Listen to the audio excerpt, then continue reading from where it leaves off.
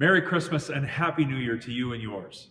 I pray that 2022 is full of peace, health, and joy for you all. So as we near the end of Christmastide, both on Christmas Day and now on the second Sunday in Christmas, some of our gospel text is the very same. We hear from the Gospel of John chapter 1, verses 1 to 18. It reads, "In the beginning was the Word, and the Word was with God, and the Word was God. He was in the beginning with God. All things came into being through him, and without him not one thing came into being. What has come into being in him was life, and the life was the light of all people. The light shines in the darkness, and the darkness did not overcome it. There was a man sent from God whose name was John. He came as a witness to testify to the light, so that all might believe through him. He himself was not the light, but he came to testify to the light. The true light, which enlightens everyone, was coming into the world. He was in the world, and the world came into being through him, yet the world did not know him. He came to what was his own, and his own people did not accept him. But to all who receive him, who believed in his name, he gave power to become children of God, who were born not of blood, or of the will of the flesh, or of the will of man, but of God.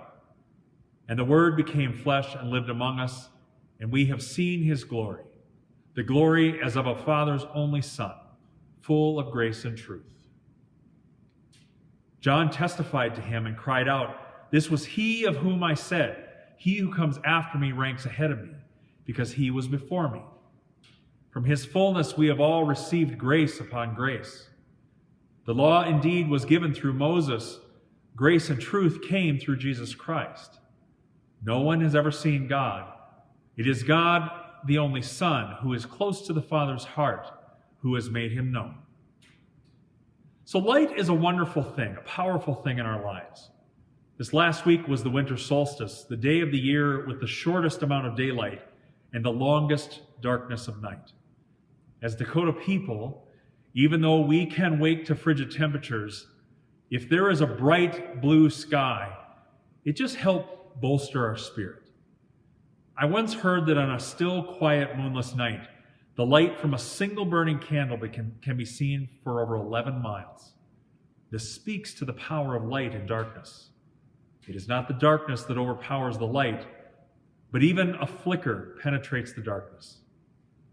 This text from John tells us a couple of things. It tells us that there is darkness in the world, that God speaks to this and actually acknowledges it. But he does not leave us there. He comes to us in the person of Jesus Christ with the power of his light. That is his presence. This is the light that he speaks of in Genesis 1. "Let there be light," and there was.